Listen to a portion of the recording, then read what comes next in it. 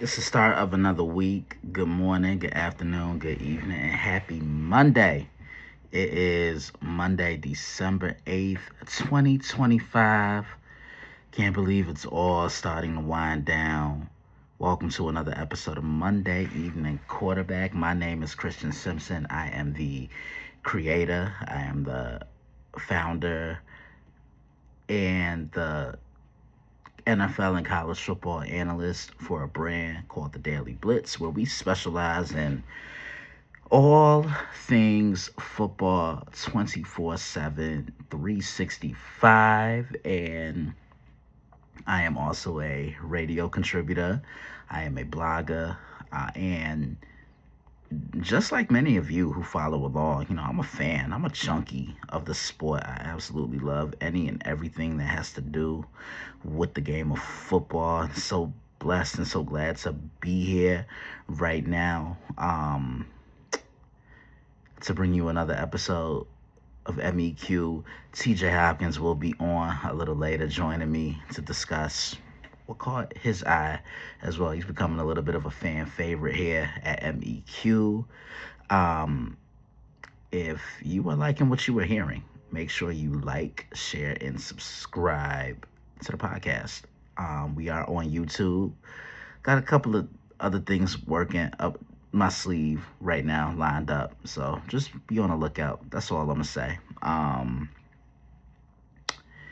If you want to continue to follow along with us, log on to the site and become a subscriber today. That is the dailyblitz.blog. And if you've been tuning in from the get go, as always, thank you so very much. I hope you're doing well and I hope you're staying safe. And if this is your first time tuning in, I and you took a referral from somebody, one, thank you for taking a referral. Two, thank you to the person who ever referred you to me, and I hope you're doing well, and I hope you're staying safe as well. Have another jam-packed show. It was one of my favorite Saturdays. Well, let me rephrase that. It was my favorite Saturday of college football. This past Saturday, and that is Championship Saturday. A lot of conference championship games on deck. Gonna talk about those SEC, Big 12, and the Big 10 conference championship games all took place. Some teams had their playoff hopes diminished, just like that in the blink of an eye. I'm gonna talk about that. I'm gonna answer some questions. When TJ gets here, we're gonna look at the playoff bracket because it was revealed yesterday. So I'm not gonna do it on the first half. I'm gonna wait until TJ joins me and we'll go from there. Also, we're gonna talk about what caught our eye in week 14 of the NFL. A lot of divisional games took place this weekend. Bears Packers was able to get my hands on that on the site, and they play in a couple of weeks. Um, so that's one thing. Steelers Ravens, that's always a bloodbath whenever those two play. Um, yeah, so it should definitely, be another jam-packed show. And with that being said, let's dive right into it. Championship Saturday.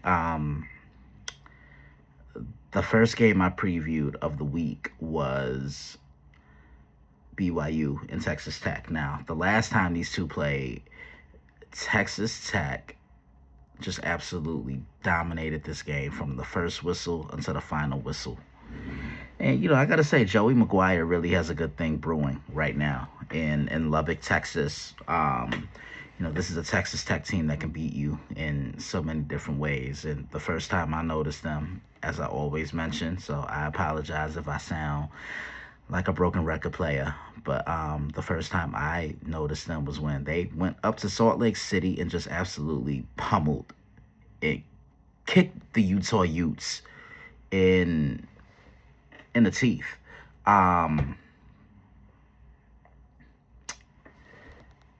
They've done it with defense. They can run the football. They can throw it. I think they have one of the best quarterbacks in America in Baron Morton. And yeah, like that's the thing. I mean, they have a lot of big time defenders in Romello Height, David Bailey, and then the quarterback of the defense, and Jacob Rodriguez, who was just named the Butt Kiss Award winner. So congratulations to Jacob. When they first met, they handed BYU their first loss of the season. Both teams ended the year on winning streaks, and when you watch this game on Saturday, you kind of thought it was going to be different. I just saw, BYU being a little more aggressive than what they were in the regular season meeting in Lubbock. But Texas Tech is just too good of a team, and once they settled in, they took over, and they never took their foot off the gas pedal. Texas Tech did win this game 34-7. Baron Morton, 20 of 33, 215 yards passing and 2 touchdowns. Jacoby Williams, who I think is going to be key for this team come playoff time, 15 carries, 80 yards. Him and Cameron Dickey, if they can get it going, they're going to be a tough out. And I'm just going to come out and say it. Texas Tech's been one of the 3 or 4 best teams I've seen in the nation this year. Bear Bachmeier, not a good day at the office. 16 of 27, 115 yards, no touchdowns, 2 interceptions, and this is just Texas Tech punching BYU in the mouth once again. The Red Raiders won their first conference title. Ain't that something? And they've been around for a while, but this is their first conference title, so congratulations to Joey and the guys in Lubbock.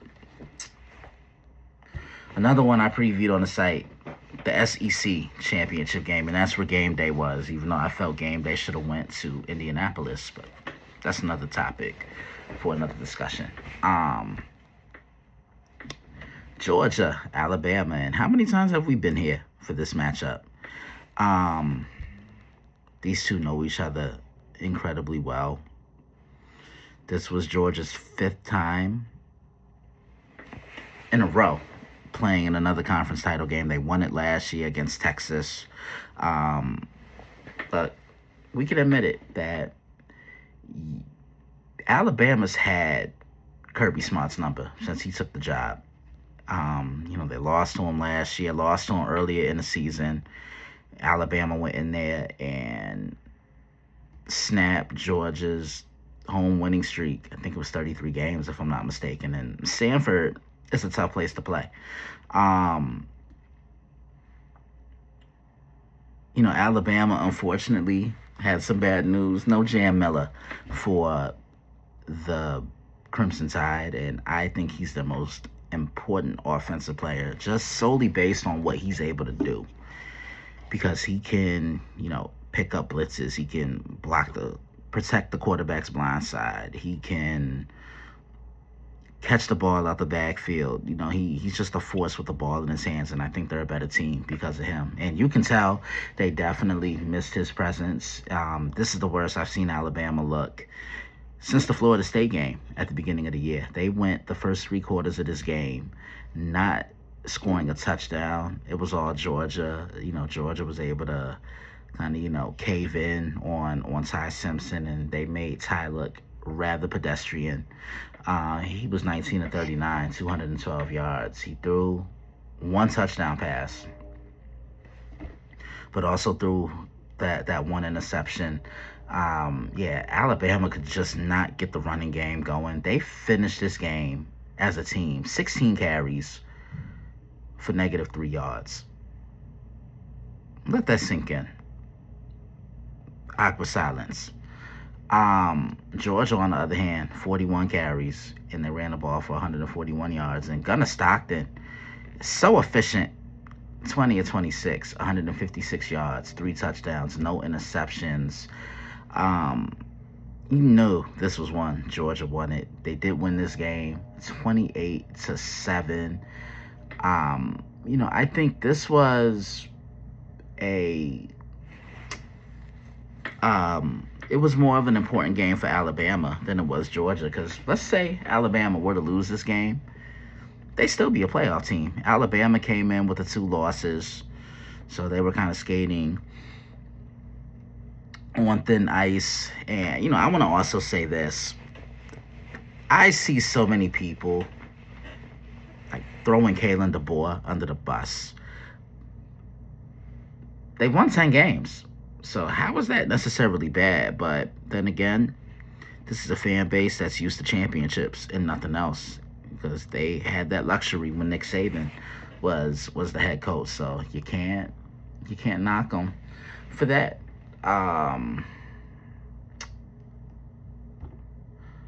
The game I was really looking forward to, the Big Ten championship game. Indiana, Ohio State. What more could you ask for? Two 12-0 teams, the number 1 and number 2 ranked teams in America, 2 of the best quarterbacks in the country, Julius Sayin and Fernando Mendoza, and 2 of the best head coaches in the country, Curt Cignetti and Ryan Day. Ohio State finally got that monkey off their back last week, beating up Michigan. And this was to be expected because they were just a better team on both sides of the ball than Michigan, especially offensively. There were 2 things I was watching in this game for Indiana. One, could they execute in the red zone when they got there? And they struggled until they didn't. And 2, could they put pressure on Julius Sayin?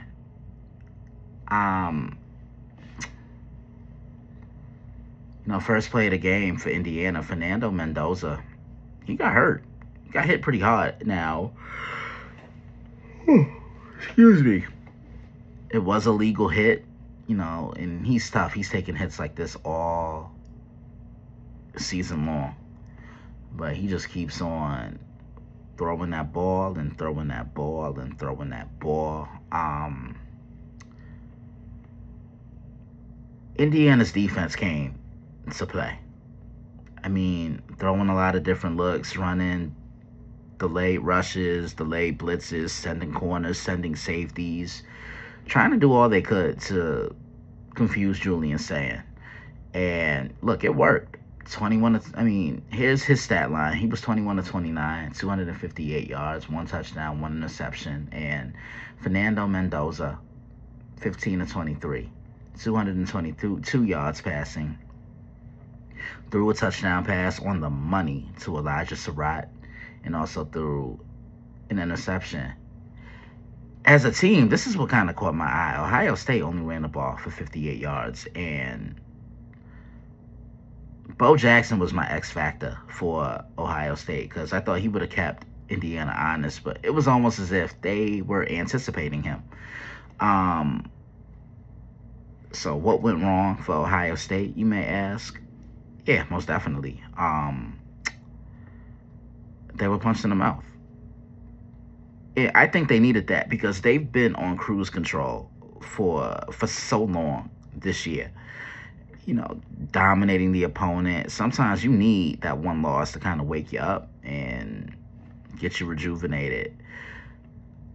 Really wasn't a lose-lose for either team. The winner of this game was going to get the 1 seed in the college football playoff, along with being conference champion. So the loser was going to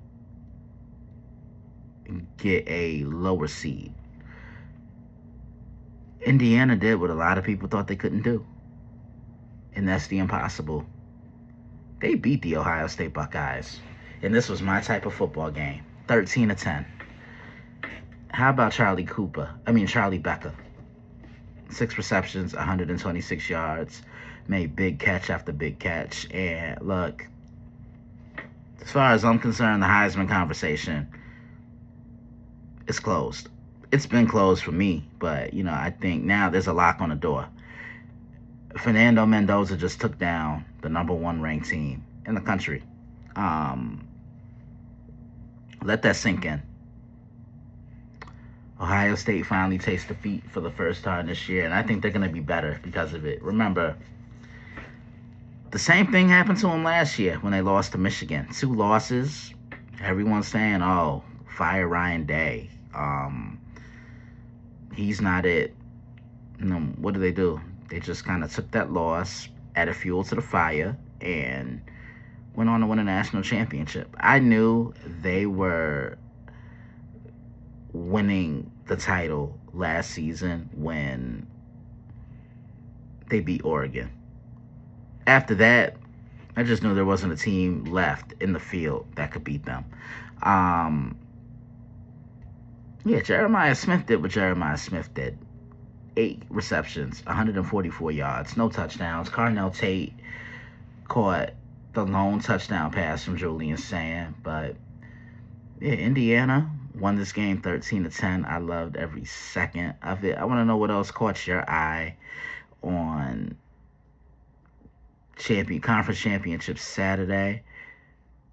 With that being said, that's all I really have for college football. Oh, one more thing. Matt Campbell took the job with Penn State. I'm so happy for him. And I saw a video on Twitter where the AD for Iowa State said Matt Campbell owes us nothing. Matt's been a class guy. I have been saying for years, I'd love to see him get a bigger opportunity. And now he has one. He's going from Ames to Happy Valley.